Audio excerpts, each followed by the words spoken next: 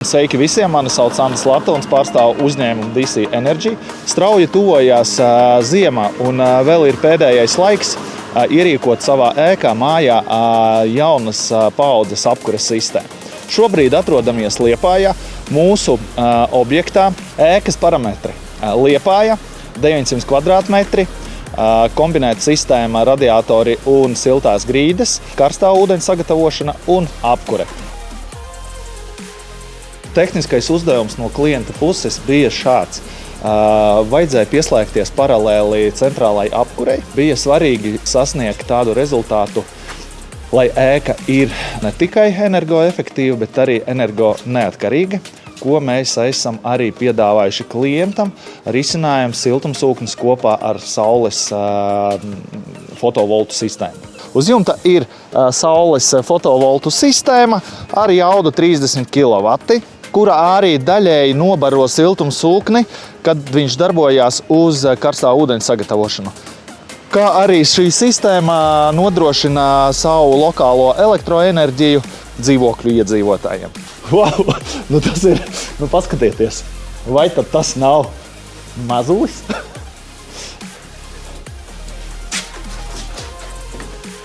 Jā, visi, kas seko man līdzi, tie zina, ka es esmu augumā 1,90 m.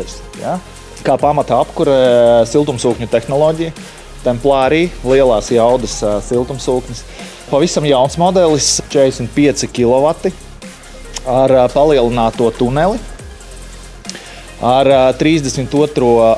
gāzi, monobloka izpildījums, savienots ar Uponor siltumtrasi, kas aiziet uz katlu telpu. Te nu mēs esam katlu telpā.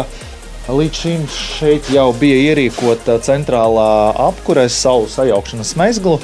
Ko mēs izdarījām? Mēs papildinājām šo esošo sistēmu ar karstā ūdens sagatavošanu un apkures karstā ūdens sagatavošanu. Dalīta sistēma.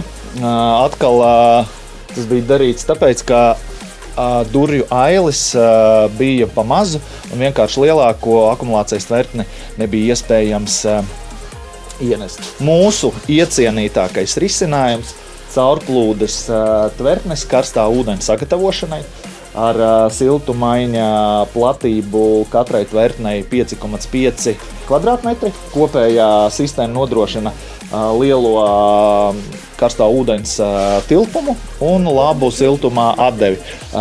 Kāpēc tas ir vajadzīgs? Tikai tāpēc, lai izvairītos no antileģionēlas pasākumiem, jo viss strādā uz caurplūdes. Nav nekādi papildus elektriskie teni. Tens jau ir, bet viņš nav iesprausts. Ja? Nav vajadzīgs. Visu laiku ir svaigā ūdens padevi. Nav jāuztraucās par lieko tvertņu pārkārsēšanu un temperatūru pacelšanu sistēma. Tāpēc sistēma strādā tiešām uz zemajām temperatūrām, tā kā siltumsūkņam ir jādarbojās. Iestatītie siltumsūkņa parametri.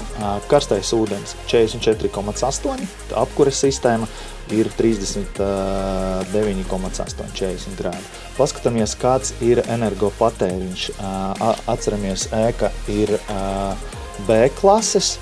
Ēka ar siltuma zudumiem virs 65 vati uz 1 kvadrātmetru.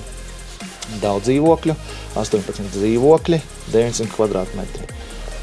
Šodienas patēriņš mums sastāda 41 kW un saražots 193 siltuma enerģijas kWh. Liederības koeficients 4,6. Vakardien bija iztērēti 19 kW elektroenerģijas, bet rādītāji nav korekti, jo sistēma tikai palaista kaut kur ap pusdienu laiku, bišķiņ pat vēlāk. Ja jūs vēl domājat vai plānojat pāriet no klasiskajām apkures risinājumu gāzes, granulām, cietā kurināmā, šķidrā kurināmā uz atjaunojamās enerģijas risinājumiem, mūsu uzņēmums piedāvās jums labāko risinājumu tieši jūsu vajadzībām. Lūk, šādi izskatās jaunās paaudzes apkures sistēmas.